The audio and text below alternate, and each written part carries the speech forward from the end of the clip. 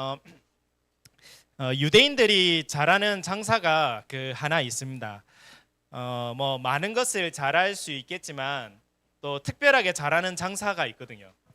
그래서 이제 사실 우리 후대들에게도 앞으로 이제 책을 읽어줄 때에 경제를 알아야 되니까 뭐 유대인의 상술이라든지 또는 뭐 중국인의 상술이라든지 그리고 또 오사카의 상술이라든지 이런 책들을 알려줄 필요도 있겠죠. 근데 이 유대인들이 잘하는 장사가 있는데 그 중에 하나가 보석 장사입니다. 이 보석 장사를 굉장히 잘하는데 지금도 사실은 저 뉴욕이나 또 벨기에, 이스라엘 이곳에서 다이아몬드 시장의 가장 큰 손이 유대인들이죠. 또 거기에는 사실 또 배경이 있습니다. 아시다시피 이스라엘 백성은 복음 놓친 결과로 유랑민 생활을 하게 됐는데 이제 떠돌이 생활을 하게 되니까 뭐 집을 가질 수도 없고 밭을 가질 수도 없고 또 농사 일을 하는 걸 금지됐었거든요. 유대인들은 유럽에서 이제 금지가 되다 보니까 뭐 집을 소유할 수도 뭐 또 밭을 소유할 수도 없는 상황이었어요. 그러니까 결정적으로 저 스페인 지역에 유대인들이 굉장히 많이 살았었는데 거기서도 쫓겨나게 되거든요. 쫓겨나게 될 때 다른 건 못 들고 가고 유일하게 들고 갈 수 있었던 게 이 가치 있는 것 중에 이게 보석을 들고 갈 수 있었습니다. 금도 못 들고 가고 다른 거 못 들고 가는데, 근데 그걸 들고 가가지고 이제 요걸 이제 깎는 기술을 개발한 거죠. 이제 세공 기술을 개발해서 그 전까지는 사실은 다이아몬드가 굉장히 가치 있는 보석이 아닌데 그 기술이 발달하면서 그게 굉장히 비싼 보석이 되었죠. 사실은 오래됐습니다. 사실은 이러한 보석 장사에 대한 부분들이. 그래서 언제든지 이제 쫓겨 나가면은 가져가려고 하면은 작으면서도 가벼우면서도 비싼 걸 들고 가야 될 거 아닙니까? 그래서 이제 보석 장사가 또 발달할 수 있는 또 배경이 아니었나. 그러면서 사실은 요거 하나만 팔아도 진짜 비싼 보석 하나만 팔아도 평생을 먹고 살 수 있거든요. 그게 그만큼 이제 가치가 있기 때문이죠. 유대인들은 장사를 해도 배추 장사 안 하고 보석 장사를 한다 하잖아요. 하나를 팔아도 평생을 먹을 것을 이제 팔려고 하는 거죠. 이게 상술 중에 하나 있는데, 그래서 오늘 본문 속에서도 이 보석 장사하는 이 진주 장사에 대한 얘기가 나옵니다. 이 진주 장사에 대해서 나오는데 그 중에서도 극히 값진 진주에 대한 얘기가 나오죠. 진주라도 다 같은 진주가 아니잖아요. 보석도 다 같은 보석이 아니거든요. 보석도 뭐 몇천 원짜리 하는 보석이 있지만은 몇천억 하는 보석도 있거든요. 진주도 제일 비싼 것은 보니까 한 2천 몇억 하더라고요. 하나에. 극히 값진 진주. 그만큼 이제 가치가 있다는 거죠. 제가 예전에 그 취미 생활 중에 하나가 우표 모으는 거였거든요. 우표 모으는 게 지금은 뭐 아예 안 하는데 옛날에는 그게 좀 유행이었어요. 그래서 우표 모으기 해가지고 우표 사가지고 그 놓고 하는 건데 우표 모으기 하는 사람은 알거든요. 우표 저게 얼마나 가치가 있고 돈이 있는지 알거든요. 하는 사람은 압니다. 하는 사람은 알거든요. 근데 안 하는 사람들은 웃거든요. 좀 뭐 쓰레기를 갖다가 저 꽂아놓고 모으고 있나. 같이 모르는 사람들은 저 뭐 아무 쓸데없는 걸 저 왜 저러고 있지. 심지어는 이제 그냥 꽂아놓는 게 아니라 그 비닐 같은 거 넣는 거 있거든요. 비닐에 꽂아 지문 묻으면 안 되니까. 남 보면 이해 안 되는 건데 지문 묻으면 안 되니까 그거 넣어가지고 그래가지고 꽂아가지고 저장하는 게 모아놓고 한 게 있었거든요. 다른 사람 볼 때는 가치가 없죠. 왜 저러나. 그게 이제 매니아들은 아는 거죠. 요즘 MZ들의 말로는 오타쿠라고 하죠. 일본 말로 오타쿠가 이제 한 군데에 지나치게 집중하거나 집착된 사람, 오타쿠라고 이제 한글 말로 덕후라고 하던데. 제가 예전에 또 그 간담에 대한 그 덕후인 사람 봤거든요. 집에 가니까 간담을 모아 장난감을 갖다 조립해 놓은 것 갖다가 집에다가 이렇게 진열을 해놨더라고요. 하나는 뭐 몇천 원에서부터 뭐 몇십만 원 하는 걸 모아놓은 거죠. 우리가 볼 때는 쓰레기인데 그 사람은 다른 거거든요. 이게 가치가 있으니까. 그래서 오늘 진주 장사가 이 가치를 알기 때문에 그 극히 값진 진주를 모든 것을 들여서 사는 거거든요. 저도 옛날에 우편 모으기 할 때 돈을 용돈 모아가지고 저 비싼 걸 사고 이래 했단 말이죠. 왜냐하면 그 가치를 아니까, 진주 장사가 가치를 아니까 거기다가 이제 자기의 모든 걸 들여서 그걸 가오는 겁니다. 그래서 오늘 이 본문 속에 중요한 우리가 가치가 발견되어지는 귀중한 한 주간 되어야 되겠습니다. 그래서 성경에서 가장 많이 응답받은 인물이 있는데 한 사람만 얘기하자면은 이게 바울이라는 사람이거든요. 이게 여러 사람이 있는데 신약 시대 때부터 가장 응답 많이 받은 사람은 바울이거든요. 굉장히 핍박도 많이 받았고 고난도 많이 당했지만 제일 응답 많이 받은 사람은 바울입니다. 또 영향력을 많이 준 사람은 바울입니다. 얼마만큼 응답 받았냐니까 가는 곳마다 만남의 축복을 누리거든요. 그렇죠? 우리가 가는 곳마다 현장마다 만남의 축복을 누린다는 거 굉장한 거거든요. 만남의 축복을 누리고 또 평생 함께 동역할 제자를 만나고 생을 건 제자를 만나고 이러거든요.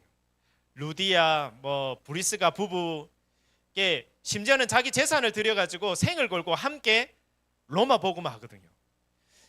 가는 곳마다 만남의 축복. 그 인물들이 로마서 16장에 보면 함께 했던 인물들이, 동역자들이 많이 나옵니다. 사실 가장 큰 재산이 사람이지 않습니까? 그렇죠? 최고 만남의 축복을 가장 많이 누린 사람이 바울이고 결국은 로마 복음을 하거든요. 이 바울이 어떻게 해서 그렇게 응답을 받고 세계를 움직이고 로마 복음을 할 수 있었을까? 우리는 그걸 봐야 되지 않습니까? 그래서 오늘 여기서 하려는 얘기도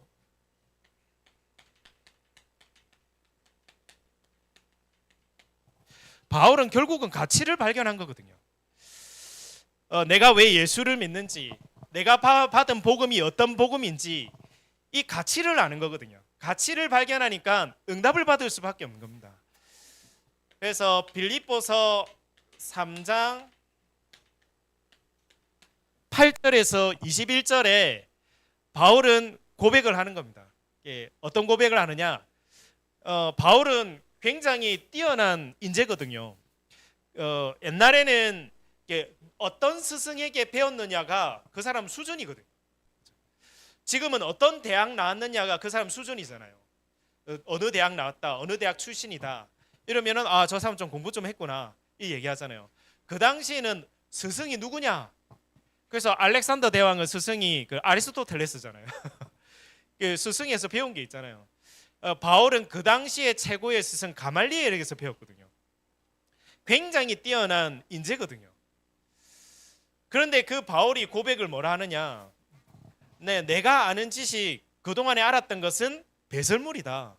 쉽게 말하면 똥이다. 내가 가장 고상한 지식을 알게 됐다. 최고의 지식을 알게 됐다. 그 지식이 바로 그리스도를 알게 된 것이다. 내가 받은 최고의 지식은 그리스도다. 그러면서 9절에 나는 발견되길 원한다. 나는 로마의 지도자 가이사에게 발견되는 걸 원하지 않는다. 유대에 있는 그 헤롯 왕에게 발견되기를 원치 않는다. 나는 그리스도께 내 인생이 발견되길 원한다. 최고의 발견. 우리는 그렇죠. 지금 장관 하고 싶잖아요. 지금 장관 한다고 지금 말 많잖아요. 국민의힘에 있던 사람이 이제 장관 한다니까 오만 욕을 그렇죠. 우리는 대통령에게 발견만 돼도 그러잖아요. 여러 가지 말이 많잖아요. 바울은 다른 사람에게 발견되지는 않길 원하고 나는 그리스도께 발견되길 원한다. 그러면서 나는 최고 상급이 있다. 그게 뭐냐? 하나님이 위에서 주시는 상급이 나에게는 최고의 상급이다. 국가에서 주는 상 그것도 중요하지만 대통령이 주는 상 그것도 중요하지만 나는 하나님이 주시는 상이 최고의 상급이라고 생각한다. 이런 고백을 하는 거죠. 그러면서 바울은 시민권이 있었거든요. 유대인이면서도 그 당시 최고 시민권인 로마 시민권도 가지고 있는 사람이었거든요. 그런데 그 사람이 고백합니다. 나는 최고의 시민권을 가졌는데 그게 하늘에 있는 시민권이 최고의 시민권이다. 나는 천국의 시민권을 가졌다. 이 고백을 하는 겁니다. 그러면서 마지막으로 최고의 이름 있는데 그 이름이 나에게 와 있는데 만물을 복종케 하는 이름, 그 그리스도의 이름이 나에게 와 있는 것이다. 이 가치를 발견한 사람이 바로 바울이거든요. 이 가치가 발견되니까 그 가치 따라서 그 능력이 이 가는 현장마다 임하게 되는 것이죠. 정말 사도 바울처럼 이번 한 주간 동안 진짜 중요한 가치가 발견되어지는 중요한 시작이 될 줄로 믿습니다. 그렇죠? 사실 가치가 발견 안 되면 아무리 보석 원석을 갖다 놔도 그게 돌덩이로 보이지 보석으로 안 보이거든요. 그냥 돌이라고 생각하지 보석으로 안 보이잖아요. 아는 사람은 알거든요. 그래서 첫 번째로 하나님이 우리에게 주신 최고의 선물이 있습니다. 세상이 준 것 말고 하나님이 우리에게 주신 것, 하나님 우리에게 주신 최고의 선물, 그걸 성경에서는 구원이라고 하거든요. 하나님이 우리에게 복을 주셔서 구원받게 하셨거든요. 그래서 에베소서 2장 8절에 너희는 그 은혜로 인하여 믿음으로 말미암아 구원을 받았나니 이것은 너희에게서 난 것이 아니요 하나님의 선물이라. 이게 왜 우리에게 선물이 됩니까? 이 복음과 구원이라는 게 왜 우리에게 이게 선물이 되고 이게 왜 가치가 있는 게 됩니까? 현장에는 우리가 사는 삶에는 반드시 눈에 보이지 않지만은 영적인 문제가 있거든요. 이 문제는 엑스레이 찍는다고 나오는 게 아닙니다. 그렇죠? CT 찍는다고 이 영적 문제가 나오는 게 아닙니다. 영적 문제는 성경에만 나와 있거든요. 성경에만 우리 인간에게만 왜 문제가 오는지, 왜 우리 집에 왜 문제가 오는지, 왜 재앙이 오는지, 왜 어려움이 오는지 거기 나와 있거든요. 어떻게 해서 오는지, 문제가 오는 이유와 또 오는 통로가 뭔지 성경에는 기록되어 있습니다. 이번 주에도 보니 대학 교수님이 아들이랑 싸워가 열받아가지고 말싸움하다가 칼로 죽이더라고요. 이렇게. 미안하다면서 이렇게 뭐 나왔던데 왜 그런 일이 일어납니까? 그렇죠? 이상한 사람들 많이 나오거든요 지금. 성경에는 반드시 창세기 3장, 6장, 11장에 나와 있습니다. 지금도 대부분 사람이 나를 위해서 삽니다. 물질을 위해서 살아가고 있습니다. 성공과 성취를 위해서 살아가고 있습니다. 열심히 살죠. 이거는 나쁜 게 아닙니다. 그렇죠? 사실은 하나님이 우리에게 주신 축복이거든요. 근데 중요한 건 이 속에 하나님이 없는 거죠. 하나님이 없으니까 나를 위해 살고 물질을 위해 살고 성공을 위해 살고 우리 가족을 위해서 열심히 살아가는데 어느 날 나도 모르게 하나님이 없으니까 잡히는 거죠. 이 귀신의 흑암의 사단에 잡히는 거예요. 나도 모를 그 상처에, 나를 위해 살아왔는데 나도 모를 그 상처에 돈을 위해서 열심히 살아 돈이 되면 성공할 줄 아는데 돈 때문에 어느 날 나도 모르게 거기 잡혀가지고 살아가는 거죠. 어느 날 잡힐 뿐만 아니라 어느 날 나도 모르게 무너지는 거예요. 그렇죠? 나는 잘한다고 생각했는데 나도 모르게 여기에 잡히고 어느 날 무너질 수밖에 없거든요. 배후에 반드시 눈에 보이지 않는 영적인 존재가 결국은 하나님을 떠나게 만들어서 재앙 올 수밖에 없는 이 부분들을 모르거든요. 우리 집에 문제가 왜 왔지? 저 사람 문제인가? 돈 문제인가? 이거 문제인가? 근본적으로 올 수밖에 없는 이유는 이거거든요, 사실. 뭔가 모르게 이 속에 들어가고 있었던 거죠. 그래서 이거는 우리의 노력으로, 우리의 열심으로, 선행으로, 성취로는 해결이 안 되는 겁니다. 막아지지가 않는 거죠. 그래서 하나님께서는 하나님만이 이 문제를 해결하실 수 있는데, 해결할 수 있는 유일한 답을 주신 것입니다. 그 답이 바로 요한복음 14장 6절에 내가 곧 길이요 진리요 생명이니 나로 말미암던 것은 아버지께로 올 자가 없느니라. 요한일서 3장 8절에 하나님의 아들이 오신 것은 마귀의 일을 멸하려 하심이니라. 로마서 8장 2절에 그리스도 안에 있는 자 생명의 성령의 법이 죄와 사망의 법에서 너를 해방시키셨습니다. 그래서 우리에게 그리스도를 보내시기로 약속하신 겁니다. 오늘도 우리가 그리스도 언약 붙잡지 않으면 나도 모르게 이 속으로 가는 거예요.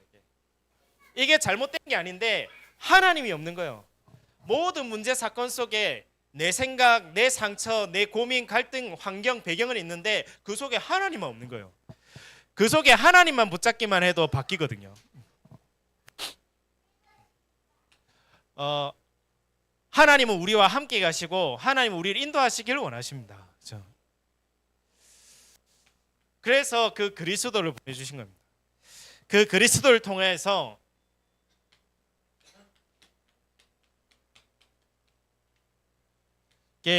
우리의 운명을 바꾸길 원하시는 것입니다. 하나님의 참된 능력을 누리길 원하시는 것입니다. 그래서 앞으로 점점 현장에는 문제가 더 심각해질 겁니다. 미국에 사실 더 심각하잖아요. 마약 문제, 노숙자 문제. 예전에 그 샌프란시스코에 그 일이 있었잖아요. 옛날에는 많은 CEO들이 있었는데 나오게 된 계기가 거기 노숙자가 가다가 막 그 CEO한테 달려들어 죽여가지고 그게 너무 빈번하게 일어나는 거예요. 옛날에는 쉽게 같던 백화점이었는데 그 마약 먹고 노숙자들이 계속 들락날락 하니까 거기에 이제 문을 닫아버렸어요. 영적 문제들이 정신 문제와 마약 문제가 점점 심해지거든요. 특히 우리나라에도 사실 아이들 가운데 학교에서 약 먹는 아이들도 있거든요. 요즘. 이런 배경 속에 올 수밖에 없는 겁니다. 두 번째는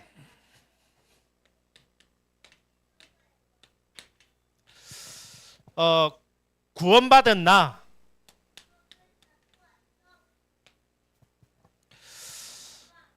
우리 자신이 사실은 하나님 보시기에 가장 가치 있는 존재거든요. 요한복음 3장 16절에 하나님이 세상을 이처럼 사랑하사 독생자를 주셨으니 이는 그를 믿는 자마다 멸망치 않고 영생을 얻게 하려 하심이니라.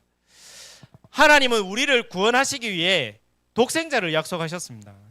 우리는 우리를 볼 때 별것 아닌 것처럼 생각할 수 있는데 나라는 존재가 별것 아닌 것이라 생각할 수 있는데 하나님은 자기의 아들을 보내기까지 우리를 구원하시기를 원하시는 거거든요.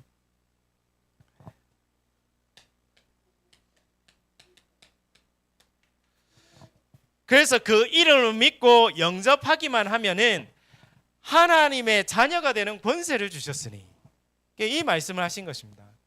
그래서 사실은 하나님의 모든 관심은 우리에게 있는 거거든요. 우리 자신이 구원받기를 원하시고 하나님 자녀 되기를 원하시고 그래서 우리를 통해서 많은 생명 살리기를 원하시는 것입니다. 이게 하나님의 뜻입니다.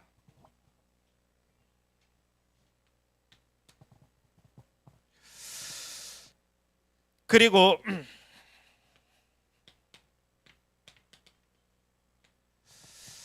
에베소 5장 8절에는 이렇게 나와 있죠. 너희가 전에는 어두움이더니 이제는 주 안에서 빛이라. 빛의 자녀들처럼 행하라. 하나님이 이제는 우리를 세상의 빛으로 부르신 겁니다. 마태복음 5장 13절에서 16절 나왔죠. 너희는 세상의 빛이라. 너희를 숨기지 못할 것이다. 집안 모든 사람에게 이 빛이 비칠 것이다. 너희 비치는 이 빛으로 하나님 아버지께 영광 돌리게 될 것이다.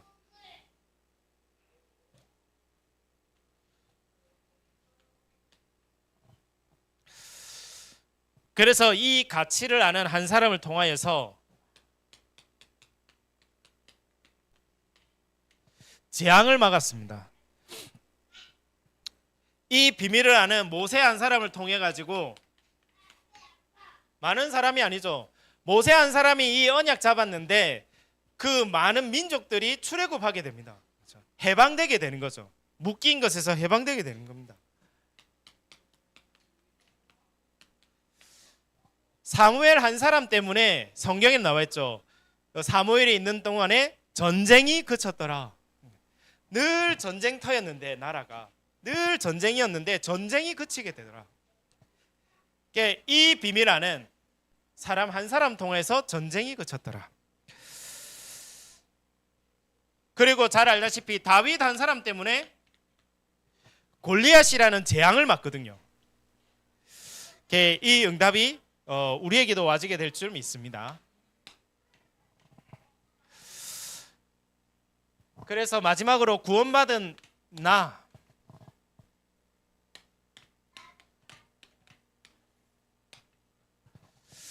그 나의 오늘이 가장 가치 있는 날입니다. 지금이 하나님이 역사할 시간이고 지금이 하나님이 일하실 시간인 거죠.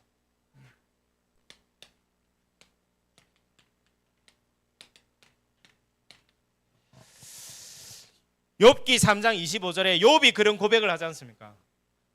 왜 나에게 이 문제가 올 수밖에 없었느냐? 내가 평상시에 두려워하던 그것이 나한테 임했고 평상시에 무서워하고 있던 그것이 나에게 미쳤구나.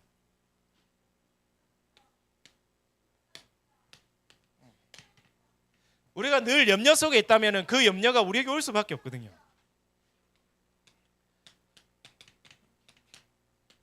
그래서 성경에는 아무것도 염려하지 말고 다만 모든 일에 감사함으로 하나님께 아뢰라.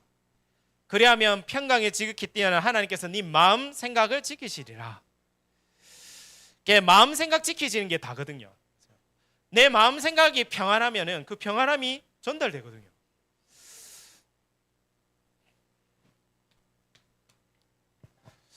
반대로 복음 가졌던 사람들의 오늘,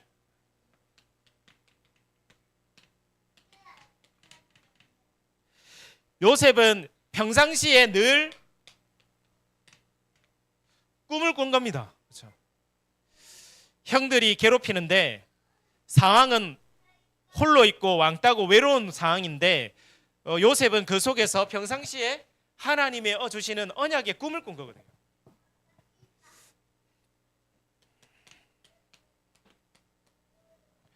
다니엘은 어땠습니까? 오늘 다니엘 6장 10절에 보면 나와 있죠.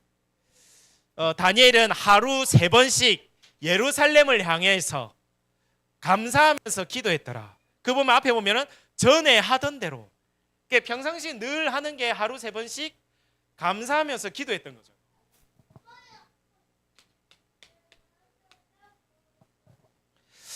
하루 3번씩 늘 감사하면서 기도했습니다.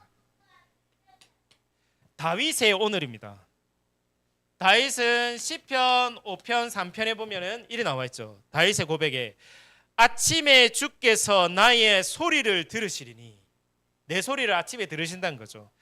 아침에 내가 주께 기도하고 비나이다. 아침에 주께 기도한다는 얘기죠.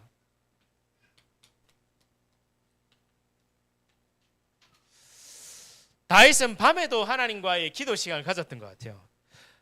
주께서 밤에 내게 오셔서 나를 감찰하셨나이다.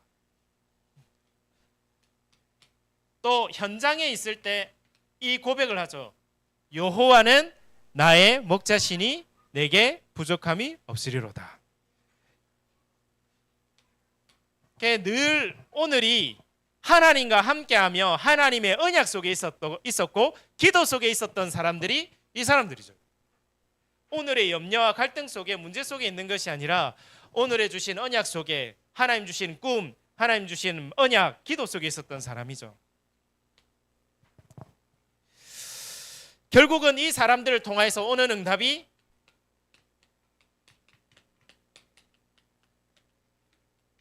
미래가 살아나고 세계가 살아나는 응답을 하나님 주셨습니다.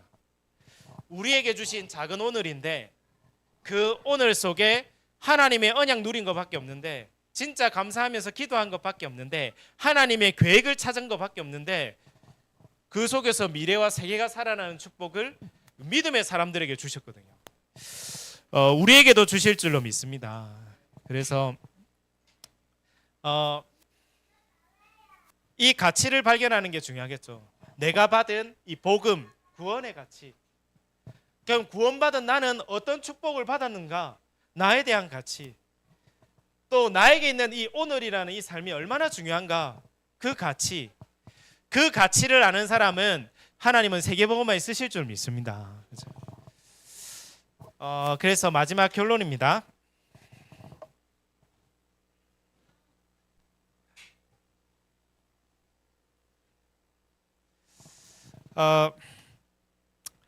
그래서 마지막 결론으로 이번 올 한 해 우리 언약이죠.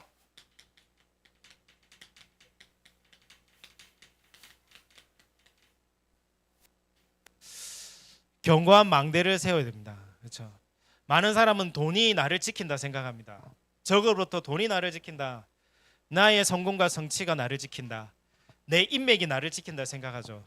진짜 믿음의 사람은 하나님이 나를 지키시고 하나님이 나의 망대 되시고 여호와의 이름이 나의 능력이 되고 나의 견고한 망대가 된다고 고백했습니다. 하나님께서 생사화복의 주관자시고 또 그 그리스도의 이름만이 우리의 구원자 되신다. 진짜 우리를 지키고 보호하고 또 그 연장을 살리는 견고한 망대.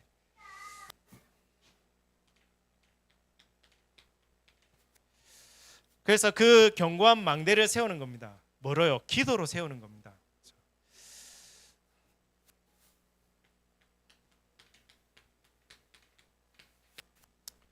기도의 파수꾼은 집중해야 되는 거죠. 허술하게 있으면 당합니다. 그렇죠? 기도의 파수꾼은 그 연장 속에 파수꾼이 거기를 딱 집중하고 관찰하고 있어야 살리지, 안 하면 적한테 당하거든요. 적이 보이면 바로 알려줘야 되고 거기를 지켜야 되지 않습니까? 특히 아침, 낮, 밤, 삶 집중이죠. 이 기도의 비밀로 우리는 든든하게 나를 지키고 우리 가정을 지키고 우리 후대를 지키고 또 이 지역과 현장을 살리는 겁니다. 견고한 망대. 기도의 파수꾼이 된 거예요.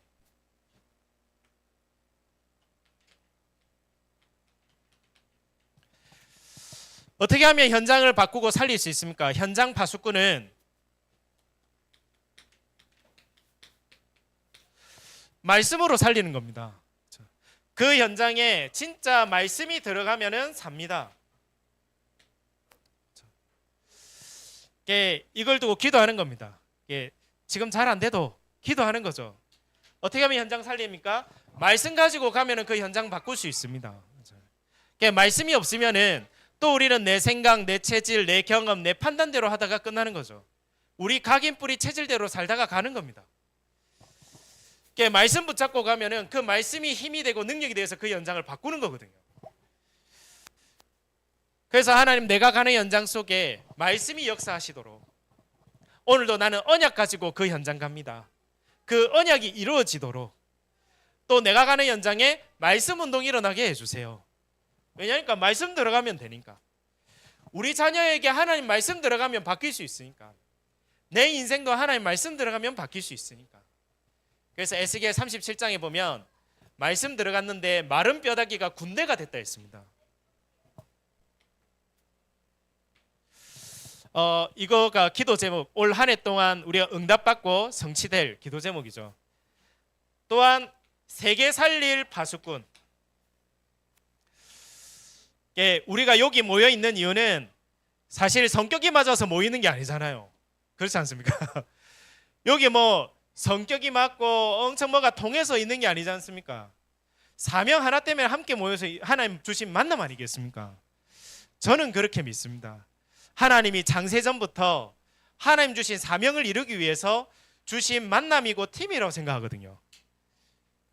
세계복음화. 잘 못해도 하나님 원하시는 것에 하려고 하면은 우리 그렇잖아요. 우리 자녀들이 잘 못해도 뭔가 옳은 행동들을 막 이렇게 하는 모습들을 보면 그게 너무 사랑스럽고 귀엽잖아요.